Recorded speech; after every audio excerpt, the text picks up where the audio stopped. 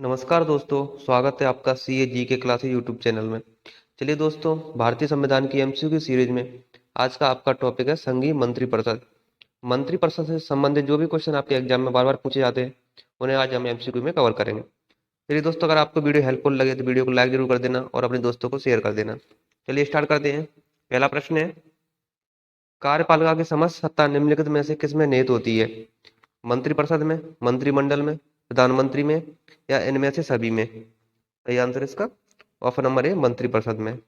अगला प्रश्न है, भारतीय केंद्रीय मंत्रिपरिषद की बैठक की अध्यक्षता करते हैं राष्ट्रपति, उपराष्ट्रपति, प्रधानमंत्री, या मंत्रिपरिषद के सदस्य बारी बारी से?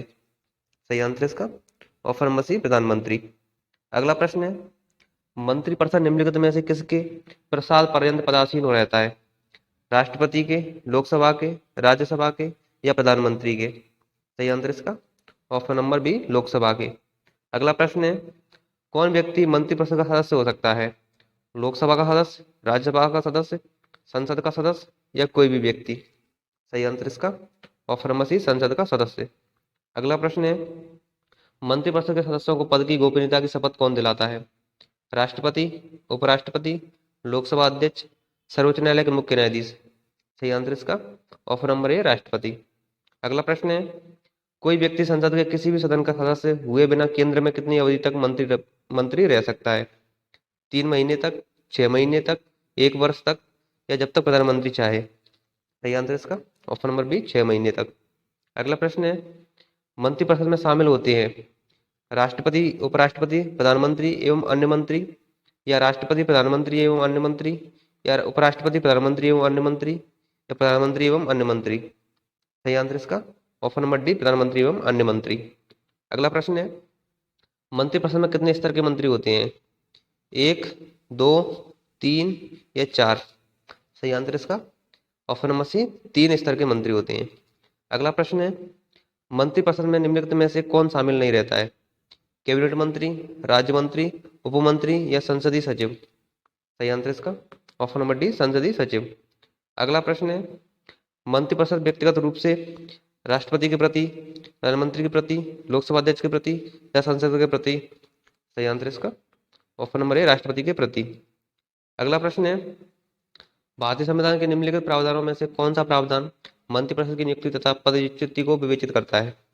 अनुच्छेद 70, अनुच्छेद 72, अनुच्छेद 74, या अनुच्छेद 75? सही आंसर इसका ऑप्शन नंबर डी, अनुच्छेद 75। अगला प्रश्न है, मंत्रिपरिषद है कैबिनेट के बिल्कुल समान, कैबिनेट से छोटा निकाय, कैबिनेट से बड़ा निकाय, या किसी तरह से कैबिनेट से संबंधित नहीं है? सही आंसर इसका ऑप्शन नंबर सी, कैबिनेट से बड़ा निकाय। अगला प्रश्न है, भारत में मंत्रिपरिषद के अधिकार सदस्य लिए जाते हैं लोकसभा से, राज्यसभा से, नौकरशाही से, या अंतर्राज्यीय परिषद समिति से? सही आंसर इसका ऑप्शन नंबर ए, लोकसभा से अधिकतर सदस्य लिए जाते हैं। अगला प्रश्न है, मंत्रिमंडल का गठन कौन करता है? मंत्रिपरिषद, सिर्फ केंद्रीय मंत्रीगण, केंद्रीय तथा राज्य मंत्रीगण, या सभी मंत्री? सही आंसर इसका ऑप्शन नंबर बी, सिर्फ केंद्रीय मंत्रीगण। अगला प्रश्न है, केंद्र सरकार में राज्य मंत्री की क्या स्थिति है? वह केंद्र सरकार का एक ऐसा मंत्री होता है जो कि मंत्रिमंडल का सदस्य नहीं होता है, या वह राज्यपाल द्वारा नामांकित व्यक्ति होता है, या वह राज्य सरकार के हितों की देखभाल करता है, या वह राज्य मंत्रिमंडल द्वारा नामांकित व्यक्ति होता है? सही आंसर इसका ऑप्शन नंबर ए, वो केंद्र सरकार का ऐसा मंत्री होता है जो कि मंत्रिमंडल का सदस्य नहीं होता है। अगला प्रश्न है, स्वतंत्रता के पश्चात मंत्रिपरिषद के खिलाफ पहला अविश्वास प्रस्ताव कब लाया गया था? 1954 में, 1961 में, 1963 में, या 1975 में? सही आंसर इसका ऑप्शन नंबर सी, 1963 में पहला अविश्वास प्रस्ताव लाया गया था। अगला प्रश्न है, मंत्रिपरिषद जब तक पद पर बना रहेगा जब तक कि उसका विश्वास प्राप्त है, उसको किसका विश्वास प्राप्त है? राष्ट्रपति का, प्रधानमंत्री का, संसद का, या लोकसभा का? सही आंसर इसका ऑप्शन नंबर डी, लोकसभा का। अगला प्रश्न है, मंत्रिपरिषद के वित्तीय कार्यों में शामिल है बजट तैयार कर संसद में पेश करना, भारत के आकस्मिक निधि से व्यय किए जाने वाले व्यय को नियंत्रित करना, या कोई विधेयक धन विधेयक है अथवा नहीं ये प्रमाणित करना, या समय समय पर वित्त आयोग की नियुक्ति करना? सही आंसर इसका ऑप्शन नंबर है, बजट तैयार कर संसद में पेश करना। अगला प्रश्न है, मंत्रिपरिषद से पदत्याग करने के लिए मंत्री किसे अपना पदत्याग संबोधित करता है? राष्ट्रपति को, उपराष्ट्रपति को, प्रधानमंत्री को, या लोकसभा अध्यक्ष को? सही आंसर इसका ऑप्शन नंबर ए राष्ट्रपति को।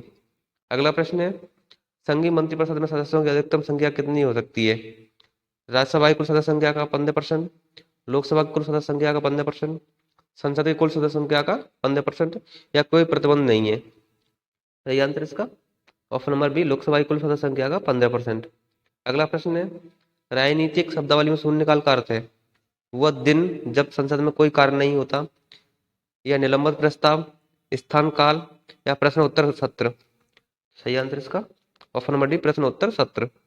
अगला प्रश्न है, भारतीय गणराज्य में वास्तविक कार्यकारी पदाधिकार निम्नलिखित में से किसके पास है? प्रधानमंत्री के, राष्ट्रपति के, नौकरशाही के या मंत्रिपरिषद के? सही आंसर इसका ऑप्शन नंबर डी, मंत्रिपरिषद के। अगला प्रश्न है, भारत के संविधान के अनुच्छेद 75(3) के अनुसार मंत्रिपरिषद निम्नलिखित में से किसके प्रति सामूहिक रूप से जिम्मेदार होता है? राष्ट्रपति के, संसद के, लोकसभा के या राज्यसभा के? सही आंसर इसका ऑप्शन नंबर सी, लोकसभा के। अगला प्रश्न है, संसदीय तंत्र में निम्नलिखित में से वास्तविक कार्यपालिका कौन है? राज्य का मुखिया, मंत्रिपरिषद, विधान परिषद या न्यायपालिका? सही आंसर इसका ऑप्शन नंबर बी, मंत्रिपरिषद। अगला प्रश्न है, मंत्रिपरिषद किस सिद्धांत पर कार्य करती है? निजी उत्तरदायित्व सिद्धांत पर, सामूहिक उत्तरदायित्व सिद्धांत पर या उपरोक्त दोनों पर या इनमें से कोई नहीं? सही आंसर इसका ऑप्शन नंबर सी, उपरोक्त दोनों पर। अगला प्रश्न है, स्वतंत्र भारत के प्रथम मंत्रिपरिषद में प्रधानमंत्री सहित कुल कितने सदस्य थे? 21, 29, 36 या 43? सही आंसर इसका ऑप्शन नंबर सी, 36 सदस्य। अगला प्रश्न है, स्वतंत्र भारत के प्रथम मंत्रिपरिषद में शामिल एकमात्र महिला मंत्री कौन थी? विजय लक्ष्मी पंडित, सुचेता कृपलानी, सरोजिनी नायडू या राजकुमारी अमृत कौर? सही आंसर इसका ऑप्शन नंबर डी, राजकुमारी अमृत कौर। अगला प्रश्न है, स्वतंत्र भारत के प्रथम मंत्रिमंडल में केंद्रीय शिक्षा मंत्री कौन थे? गुलजारी लाल नंदा, सरदार बलदेव सिंह, मौलाना अबुल कलाम आजाद या सी डी देशमुख? सही आंसर इसका option number C, Maulana Abul Kalam Azad. अगला प्रश्न है, स्वतंत्र भारत के प्रथम प्रतिरक्षा मंत्री कौन थे?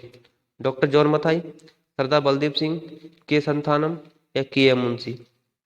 सही आंसर इसका ऑप्शन नंबर बी, सरदार बलदेव सिंह, सरदार Baldev Singh.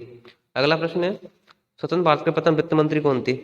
Doctor John Mathai, C D Deshmukh, Jairam Das Daulatram या सी राजगोपालचारी? सही आंसर इसका option number doctor John Mathai. अगला प्रश्न है, भारत में स्वतंत्रता के पश्चात प्रथम मंत्रिमंडल का कानूनी मंत्री कौन था? K M Munshi, S P Mukherjee, Baldev Singh या बी आर अम्बेडकर? सही आंसर इसका option number D, B R Ambedkar. अगला प्रश्न है, स्वतंत्र भारत के प्रथम गृह मंत्री कौन थे? गुलजारी लाल नंदा, जगजीवन राम, सी राजगोपालचारी या सरदार वल्लभ भाई पटेल? सही आंसर इसका option number D, Sardar Vallabh भाई पटेल। अगला प्रश्न है, संघीय मंत्रिपरिषद से पदत्याग करने वाला पहला मंत्री कौन था? सरदार वल्लभ भाई पटेल, आचार्य जे वी कृपलानी, गोपाला स्वामी अयंगर या श्यामा प्रसाद मुखर्जी?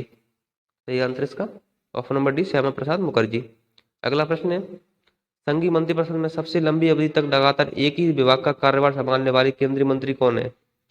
जगजीवन राम, राजकुमारी अमृत कौर, टी कृष्णमाचारी, सरदार स्वर्ण सिंह? सही आंसर इसका ऑप्शन नंबर बी, राजकुमारी अमृत कौर। अगला प्रश्न है, सबसे कम अवधि मात्र 5 दिन तक केंद्रीय मंत्री बने रहने का रिकॉर्ड किसके नाम है? Baldev Singh, H R Khanna, H R Bhardwaj या जगजीवन राव? सही आंसर इसका option number B, H R Khanna. चलिए दोस्तों, आज की वीडियो यही समाप्त होती है। मिलते हैं अगली वीडियो में। अगर आपको वीडियो अच्छी लगी तो वीडियो को लाइक करें और अपने दोस्तों को शेयर करें। अगर आप हमारे यूट्यूब चैनल पर नए हो तो चैनल को सब्सक्राइब करें और बेल आइकन को जरूर प्रेस करें, जिससे आपको नई वीडियो का नोटिफिकेशन तुरंत मिल सके। धन्यवाद दोस्तों।